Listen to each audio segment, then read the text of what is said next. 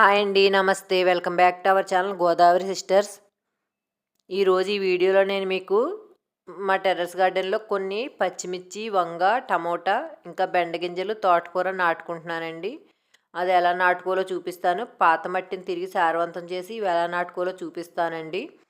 అంతకన్నా ముందు మీరు కనుక మా ఛానల్కి ఫస్ట్ టైం వచ్చినట్లయితే మా ఛానల్ సబ్స్క్రైబ్ చేసుకుని పక్కనే ఉన్న బెల్ సింబల్ ట్యాప్ చేసి ఆల్ అని ట్యాప్ చేస్తే మేము పెట్టే ప్రతి వీడియో మీకు నోటిఫికేషన్ రూపంలో వస్తుందండి. ఈ బ్లాక్ టబ్లో నేను ముందు బెండ మొక్కలు పెట్టుకున్నానండి. కాపు అయిపోయిన తర్వాత అది తీసేసాను. ఇప్పుడు ఈ టబ్లో ఉన్న మట్టిని మళ్ళీ సారవంతం ఎలా చేయాలో చూపిస్తానండి. దానికోసం ఈ టబ్లో ఉన్న మట్టిని అంతా తవ్వుకోవాలి. ఇలా మనం ఏదైనా టూల్ సహాయంతో మొత్తం తవ్వేసుకునండి. పాత మొక్కల తాలూకు వేర్లు ఏమైనా ఉంటే తీసేసుకోవాలి. ఇలా తవ్వుకోవడం వల్ల మట్టి గుల్లబారి కొత్తగా మనం పెట్టే మొక్కలకి ఆక్సిజన్ సప్లై బాగుండి వేరు వ్యవస్థ బాగా డెవలప్ అవుతుందండి. మనం ఇది కింద పోసుకుని కూడా కలుపుకోవచ్చు. అలా అయితే చాలా శ్రమ అయిపోతుంది. ఇలా అయితే చాలా ఈజీగా తవ్వేసుకోవచ్చండి. ఇలా ఖాళీ అయిన ప్రతి టబ్బు తవ్వుకున్నాను. నేను తవ్వుకున్న ప్రతి టబ్లో చాలా ఎర్త్వామ్స్ కనపడ్డాయండి. మనం ఆర్గానిక్గా పండిస్తున్నాం అనడానికి ఎర్త్వామ్సే నిదర్శనం. కెమికల్ పెస్టిసైడ్స్ కానీ ఫెర్టిలైజర్స్ కానీ ఇస్తే ఎర్త్వామ్స్ డెవలప్ అవ్వండి. ఇలా ఎర్త్వామ్స్ ఉండడం వల్ల మట్టి బాగా గుల్లబారుతుంది. గుల్లబారి కాపు అది బాగుంటుందండి. పేదవాడి ట్రాక్టర్ అంటారు ఎర్త్వామ్స్ని, అంత బాగా గుల్లబరుస్తుంది మట్టిని. తర్వాత నేను ఆ మట్టిలో పశువుల ఎరువు కలుపుకుంటున్నానండి. ఇది ఆవుల ఎరువు. బాగా 6 నెలల నుంచి సంవత్సరం వరకు మాగిందండి. ఈ ఆవుల ఎరువు కలుపుకోవడం వల్ల మట్టి ఇంకా సారవంతం అవుతుంది. చూసారా, ఎరువులో కూడా ఎర్త్వామ్స్ డెవలప్ అయిపోయినాయి. ఆవుల ఎరువులు ఆటోమేటిక్గా ఎర్త్వామ్స్ డెవలప్ అయిపోతాయండి. నేను ఇలా ఒక టబ్కి వచ్చి 4 గుప్పిట్ల ఎరువు కలుపుకుంటున్నాను. నేను ఈ టబ్లో మట్టి మిశ్రమం ప్రిపేర్ చేసుకున్నప్పుడు ఒక వంతు మట్టి, ఒక వంతు కోకోపిట్, ఒక వంతు బాగా మాగిన పశువుల ఎరువు కలుపుకున్నానండి. తర్వాత మళ్ళీ మనం కొత్త క్రాప్ పెట్టినప్పుడల్లా మట్టిని అలా తవ్వుకుని కొంచెం పశువుల ఎరువు యాడ్ చేసుకుంటే మళ్ళీ మనకి మట్టి సిద్ధమైపోతుందండి మొక్కలు పెట్టుకోవడానికి. ఇందులో నేను ఇప్పుడు మిర్చి, వంగ, టమోటా పెట్టుకుంటున్నాను. ఈ నారు నేను బయట నారులు అమ్మే వాళ్ళ దగ్గర తీసుకున్నామండి. మనం ఇంట్లో గింజలు వేసుకుంటే మిర్చి నారు, ఇంట్లో వేసుకున్న మిర్చి నారు అయితే అసలు బాగా కాయదండి.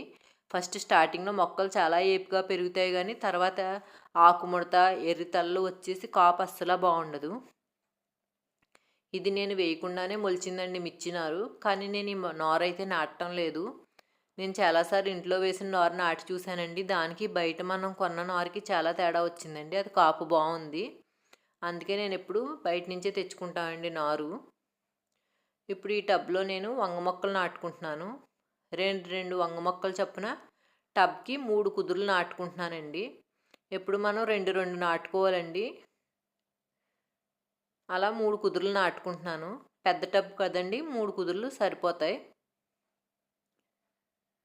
ఇలా నేను 2 టబ్బుల్లో పెట్టుకుంటున్నానండి వంగ మొక్కలు. తర్వాత మిర్చి మొక్కలు నాటుకుంటున్నాను. మిర్చి కూడా అలా 2 చొప్పున టబ్కి 4 కుదురులు నాటుకోవాలండి. మనం ఇప్పుడే ఫ్రెష్గా పశువుల ఎరువు కలిపాం కాబట్టి ఆ బలం సరిపోతుందండి. తర్వాత వీక్లీ ట్వైస్ లిక్విడ్ ఫెర్టిలైజర్స్ ఇవ్వాలండి. ఎగ్ ఆయిల్ కానీ, ఫ్రూట్ ఫర్మెంటెడ్ జ్యూస్ కానీ, ఫిష్ అమ్యూనో యాసిడ్స్ అన్నీ రెగ్యులర్గా ఇవ్వాలి. అలా ఇవ్వడం వల్ల మనకి పోషకాలు ఇవ్వడం వల్ల మొక్కలకు బలం సరిపోయి బాగా కాస్తాయండి. నేను ఇప్పుడు బెండ మొక్కలు నాటుకుంటున్నాను.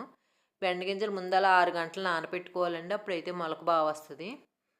తర్వాత ముందుగా మనం తవ్వుకున్న టబ్లో నీళ్ళతో తడుపుకోవాలండి. అలా తడుపుకున్న తర్వాత గింజలు పెట్టడం వల్ల గింజలు బాగా మొలుస్తాయి లోపలికి వెళ్ళిపోకుండా. ఒక టబ్కి వచ్చి 8 గింజలు పెట్టుకుంటున్నాను. ఒక్కొక్క గింజ చొప్పున పెట్టుకోవాలి. అలా ఖాళీగా 8 గింజలు పెట్టుకుని పైన మట్టి వేసి కవర్ చేసుకోవాలి. మిర్చి మొక్కలు పెట్టుకున్న దగ్గర నుంచి ఆకుముడత చాలా పెద్ద సమస్య అండి అందరికీ. నేను నెక్స్ట్ వీడియోలో మిర్చి మొక్కకు ఆకుముడత రాకుండా ఎలా పెంచాలో చూపిస్తానండి. తర్వాత ఈ బెండ గింజలు మట్టి వేసి కవర్ చేసేయాలి. ఇలా నేను 3-4 టబ్బుల్లో నాటుకున్నానండి బెండ గింజలు. ఇప్పుడు ఆకుకూరలు నాటుకుంటున్నాను. ఇది ఆకుకూరల టబ్ అండి. చిన్న టబ్ ఉంటాయి కదా అవి. ఆకుకూరల టబ్ మాత్రం మొత్తం కింద వేసి తిరిగేసేసుకుంటున్నాను. పాత ఏర్లు అవి ఏమన్నా ఉంటే తీసేసుకుని బాగా కలిగి పెట్టుకుంటున్నాను మట్టిని. మనకి డ్రైనేజ్ హోల్స్ చాలా బాగుండేలా చూసుకోవాలండి. ఆకుకూరలకే కాదు కూరగాయలు దేనికన్నా దాని మీద ఖచ్చితంగా రాళ్ళు పెట్టుకోవాలండి. అప్పుడే ఎక్స్ట్రా వాటర్ డ్రైన్ అయిపోతుంది. తర్వాత ఈ ఆకుకూర టబ్బుల్లో కూడా పశువుల ఎరువు బాగా కలుపుకుంటున్నాం. ఇలా పశువుల ఎరువు కలుపుకోవడం వల్ల మట్టి మళ్ళీ సారవంతం అయ్యండి, బలం వచ్చి ఆకుకూరలు బాగా పెరుగుతాయి. చూసారు ఎర్త్వార్మ్స్ ప్రతి దాంట్లో చాలా ఎర్త్వార్మ్స్ కనపడ్డాయండి.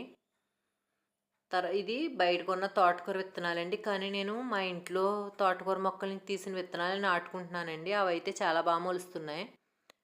అవి ఇలా చల్లేసుకోవాలి. ఇలా మొత్తం చల్లుకోవాలండి.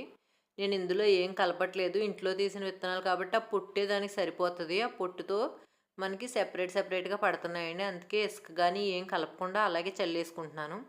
మీకు ఇంకొక వీడియోలో తోటకూర విత్తనాలు ఎలా తీసుకోవాలో చూపిస్తాను.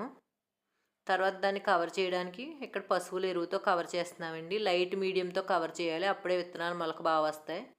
మీ దగ్గర కోకో పొట్టు ఉంటే కోకో పొట్టుతో కవర్ చేయండి. అలా కవర్ చేసేయాలి. నేను ఇలా 3 టబ్బుల్లో వేసుకున్నామండి ఆకుకూరలు. తర్వాత వాటరింగ్ చేయాలి. ఫస్ట్ టైం అయితే ఫుల్గా వాటర్ చేసేయండి. మొలక వచ్చేదాకా వాటరింగ్ అలా చేయాలి. మొలక వచ్చిన తర్వాత చాలా తక్కువ వాటరింగ్ చేయాలి, లేకపోతే వాటర్ ఎక్కువైతే ఆకుకూరలు పడిపోతాయి. స్ప్రేయర్తో కానీ బాటిల్కి హోల్స్ పెట్టుకుని కానీ వాటరింగ్ చేసుకోవాలి. తర్వాత పైనుంచి ఏదన్నా కవర్ చేసుకుంటే ఆకుకూరలు మొలక బాగా వస్తాయండి. 2 డేస్ వరకు అలా కవర్ చేసుకుని ఉంచుకోవాలి. మొలక వచ్చిన తర్వాత కవర్ తీసేయాలి. ఇది నేను వేసుకున్న తోటకూర కొత్తిమీర మొక్కలండి. ఇదేనండి వాళ్ళ మేము టెర్రస్ గార్డెన్లో పెట్టుకున్న కొన్ని పచ్చిమిర్చి టమాటా మొక్కలు. నెక్స్ట్ వీడియోలో నేను పచ్చిమిర్చి టోటల్ కేర్ చెప్తానండి. థ్యాంక్స్ ఫర్ వాచింగ్ అండి. బాయ్.